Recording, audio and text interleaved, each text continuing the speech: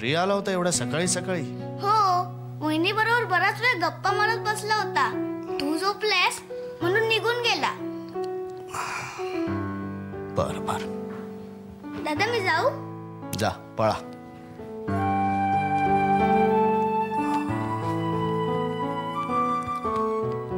दादा तू अण्णांना लागू नकोस हा. नाही रागवणार. जा जा. अगो ही मुलगी कुठे नाहीशी झाली कळायला काही मार्ग नाही हो. मला वाटलं एक दिवस आली नाही आजारी पडली असेल, पण निरोप सुद्धा धाडला नाही मेलीनं. शेवटी ही सुद्धा अगदी इतर टवळ्यांसारखीच निघाली. गावातल्या कुणाचा तरी हात धरून पळून गेली असेल. मावशी, इतक्यात एवढा लांबचा पल्ला गाठायची काही गरज नाही. आपण बघू, चौकशी करू. कदाचित कोणा गडी माणसाला काही माहिती असेल. मी विचारलं होतं सोपान्याला, मग तो भामटा मला कशाला पत्ता लागून देतोय. तोच घेऊन आला होता गोदाला इथं. त्याला नक्की ठाऊक असणार ती कुठे गेली ते. बरं, आपण पुन्हा एकदा विचारून बघू.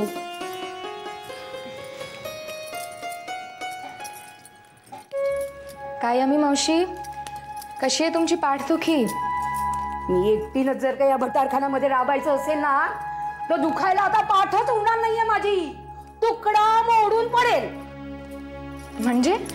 पार्वती, अगं गोदा तुला काही सांगून गेली होती का? आलीच नाही गेले काही दिवस ती वाड्यावर. सगळा बोजा पुन्हा यमी मावशीवर पडलाय. वय हातात असतं तर काही तक्रार नव्हती हो माझी. मोठ्या बाईसाहेब असताना 100 जणांच्या पंक्ती आशा निभावून नेल्यात मी. पण आता हाड थकली माझी. नाही होत माझ्या एकटीच्यानं. यमी मावशी, तू नको चिंता करूस.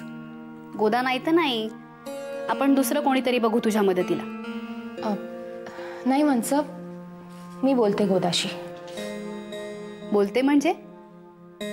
तू कुठे शोधायला जाणार आहेस तिला? नाही, मी नाही जाणार, निरोप धाडेन. कारण चूक माझीच होती. चूक? तुझी कसली चूक? मागे तिच्याकडून एक बारीकशी चूक झाली म्हणून खूप मोठ्यांदा ओरडले मी तिला. म्हणूनच कदाचित. भले, म्हणजे आता मालकाने सुद्धा डाफरायचं नाही हो यांच्यावरती.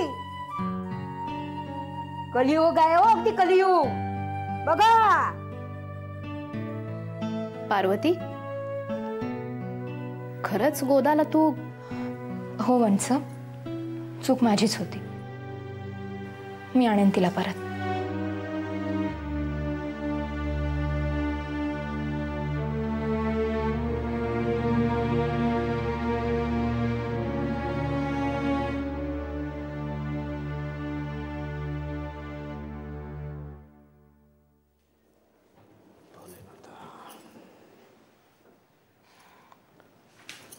झाली वाटतं सकाळ, की अजून राहिलाय काही?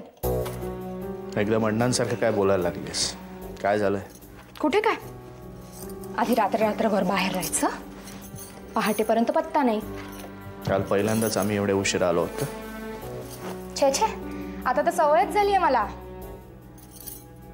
हे बघ पार्वती, काल आम्ही आणि श्रीरंगराव भेटलो होतो. आणि श्रीरंगरावांनी तुम्हाला भांग पाजल्याचं खोटं सांगू नका. मला माहिती आहे त्यांना ही सगळी व्यसन नाही. हो का? बरीच माहिती आहे तुम्हाला तुमच्या श्रीरंग भाऊजींबद्दल. चांगल्या माणसांचा चांगुलपणा लपून राहत नाही. तुझे हे चांगले सद्गुणी सदाचारी श्रीरंग भाऊजी काल आमच्यासारख्या द्वाड दुर्जन दुराचार्याबरोबर सप्त स्वर्गाची यात्रा करून आलेत बरं का. म्हणजे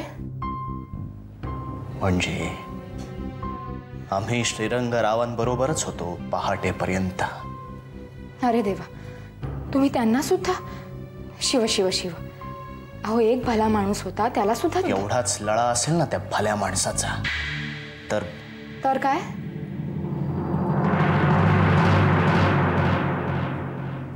काय नाही. नाही नाही, सांगा ना. सांगितलं ना काही नाही म्हणून. बाहेर जातेस का? हो, कुठे? आहे एक काम.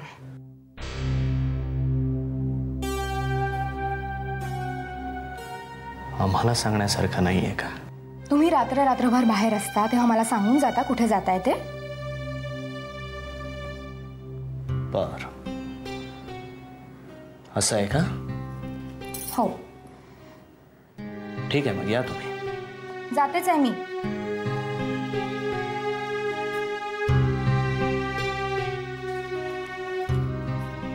यमुना मावशींना निहारीची तयारी करून ठेवायला सांगितलीये. तुमचं जेव्हा आटपेल तेव्हा त्यांना हाक मारा. कळलं का?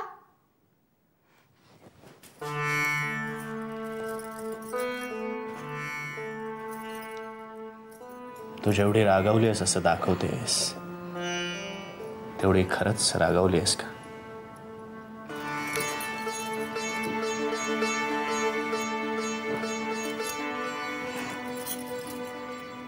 नाही, खरंच नाही. खरंच नाही. बरं, तुम्ही लवकर आटपून घ्या. मग आम्ही आणखी काही घटका सोडतो. अहो,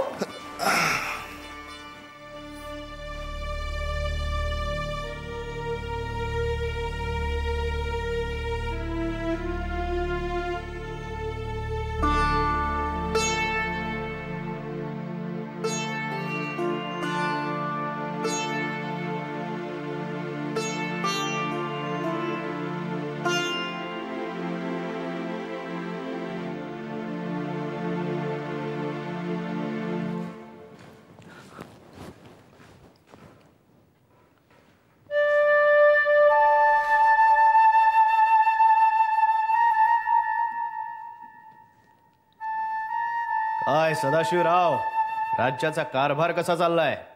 दादा, हिशोब करताय वाटतं. करा करा, हिशोब करा. कसं आहे, आम्ही कोणाच्या हिशोबी नसल्यामुळे आमचा त्याच्याशी काही संबंध उरलेला नाहीये. दादा, तिथं माझ्याशी तरी असं बोलू नकोस रे. तुला माहितीये ना मी. आम्हाला माहितीये ना, तू अण्णांचा शहाणा मुलगा आहेस.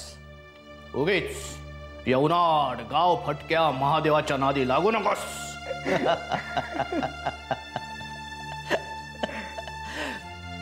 चालू द्या, चालू द्या, काम चालू द्या. दादा, तुला एक गोष्ट विचारायचीच होती. विचार की मग. मुहूर्त शोधतोयस की काय?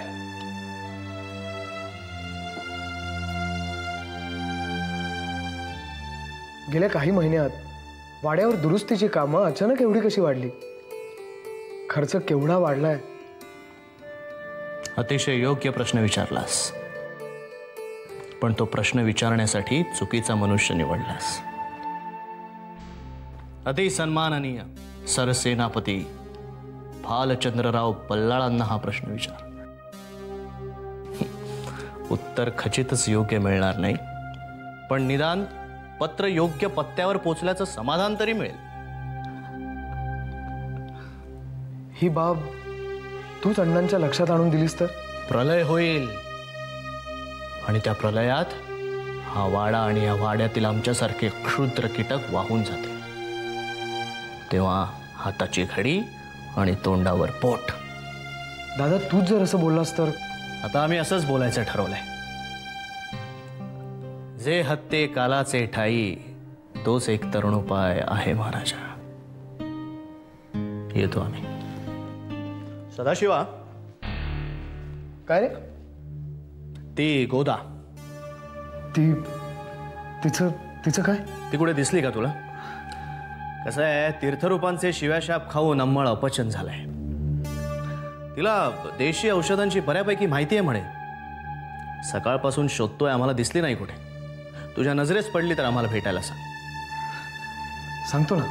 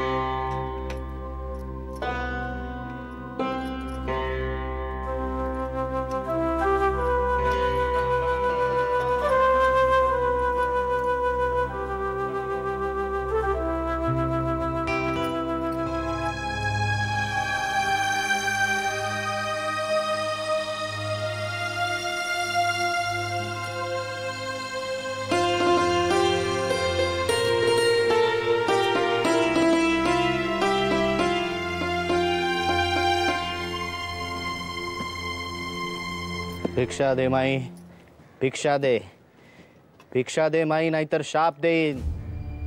वा रे वा, भीक मागायला आलायस आणि ही मिजाज? मिजाज नाही, खरंच सांगतोय. शाप देईन. बघता बघता बाईचा बोका करीन. चालता हो, आधी इथून चालता हो, नाही तर गड्याला बोलून हाकलून लावीन. वासंती, हा काय गोंगाट आहे? वहिनी बघा ना, आलाय भिक्षा मागायला पण मिजाज मात्र घेणे करायची आहे. दारावर आलेला याचक देव असतो. देवाचा अपमान केलायस तू. बाबा, पुन्हा अधिक बोललं गेलं असेल तर क्षमा करा. पण वहिनी, हे बघा बाबा, दारावर आलेलं लुपर कुत्र वाटलं की काय तुम्हाला? गपचूप भिक्षा द्या, नाहीतर. आता मात्र हद्द झाली हा वहिनी. मी सोपानला बोलवते. सोपान्या. कोण सोपान्या? त्याचं बेडूक करून गावाबाहेरच्या टपक्यात सोडून देईन. बाबा, तुम्ही स्वतःची तुलना कुत्र्याशी करताय. आमच्या दारी ते मुक जनावरही आलं तरी त्याला देवा इतकाच मान देण्याची पद्धत आहे. मी तुमच्यासाठी न्याहारी घेऊन येते, तुम्ही इथेच बसा. वहिनी, या मिजाशी माझा हात सोडा.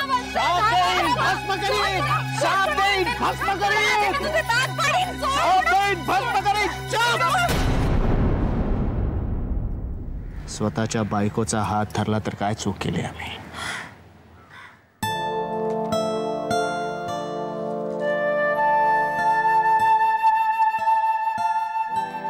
अगं बाई, दादा तुम्ही?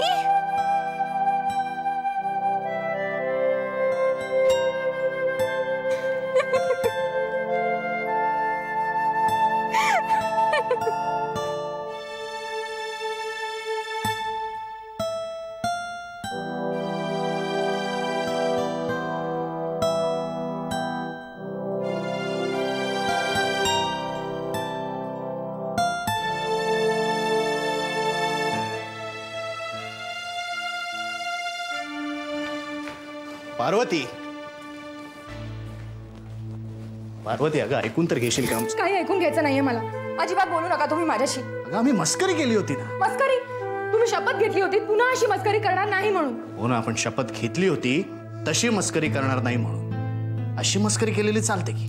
उगीच शब्दांचा खेळ करू नका. खरं सांग, ओळखलं नव्हतंस ना तू आम्हाला? हे भिकाऱ्याचं सोंग अगदी हुबेहूब केलं की नाही आम्ही? मी तुम्हाला कधीच ओळखू शकले नाही हो. आधी अशी जीवघेणी मस्करी करायची आणि स्वतःचं मनोरंजन करून घ्यायचं.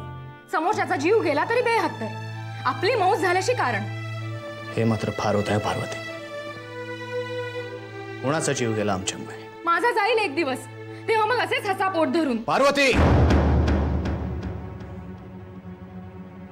आजपर्यंत या घरातल्या सगळ्यांनाच वाटत होता आम्ही या घरच्या आणि घरातल्या लोकांच्या मुळावर उठलो होतो.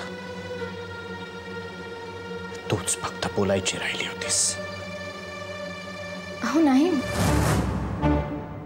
तुझा जीव जायच्या आधी आम्ही हे जग सोडलेलं असेल आणि जर आम्ही जगलोच तर ठार वेडे होऊन जगू. कळलं?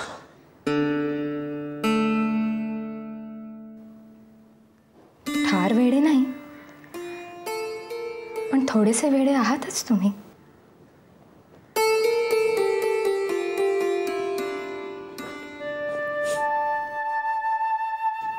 असं मग लग्नाला होकार देण्याआधी दिसली नव्हती का आमच्यातल्या वेड्याची जाग? म्हणूनच तर लग्नाला होकार दिला. अंगाला भस्म चोपडून फिरणाऱ्या महादेवाला लोक वेडा बैरागी म्हणायचे. पण पार्वती त्या वेड्या बैराग्याच्याच प्रेमात पडली. मग ह्या पार्वतीची गत तरी काय वेगळी असणार?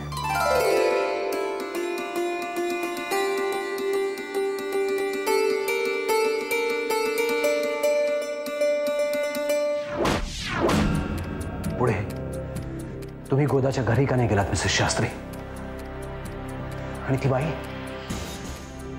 त्या बाईचा चेहरा तुम्हाला अजिबातच दिसला नाही? How unfortunate. एनिवे, तुम्ही गोदाला भेटलात. मग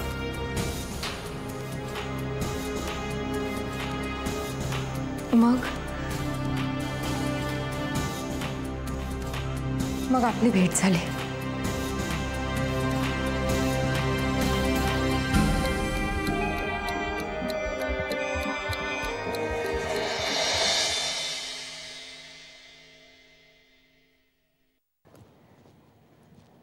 वहिनी, अशा आडनिड्या ठिकाणी तुम्ही का फिरताय? अहो, आमची स्वयंपाकीण आहे ना गोदा, तिच्याकडे जरा काम होतं म्हणून आले होते. अहो, पण एखाद्या नोकर माणसाला बरोबर घेऊन निघायचं, एकट्याने का फिरताय?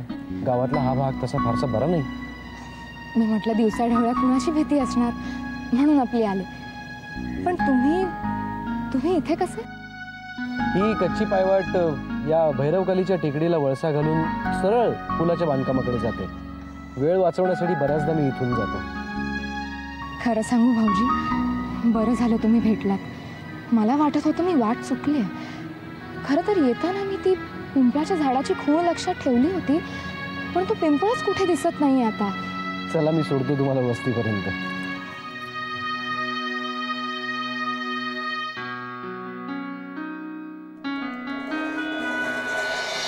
कोणाबद्दल बोलत होता तो महादिवशी? कोण आहे हे श्रीरंगाच्या नशिबी नसलेलं त्याचं प्रेम? तुम्हाला काय वाटतं डॉक्टर? तुम्ही मागे यांना जे सांगितलं होतं तेच खरं आहे? काय काय सांगितलं होतं मी? हेच की श्रीरंग रानडे आणि पार्वती. तो माझा एक अंदाज होता मिसेस शास्त्री, आणि ती शक्यता ही अगदी चुकीची आहे असं नाही वाटत आता. नाही डॉक्टर, हे चुकीचंच आहे. कारण पार्वतीच्या मनात तसं काहीच नव्हतं. मन बदलतात मिसेस शास्त्री. नेमकं काय सुचवायचंय तुम्हाला डॉक्टर? हेच की आता पार्वतीची गोष्ट सांगताना तुम्हाला, ती ऐकताना मला खूप धैर्य लागणार आहे मिसेस शास्त्री. खूपच.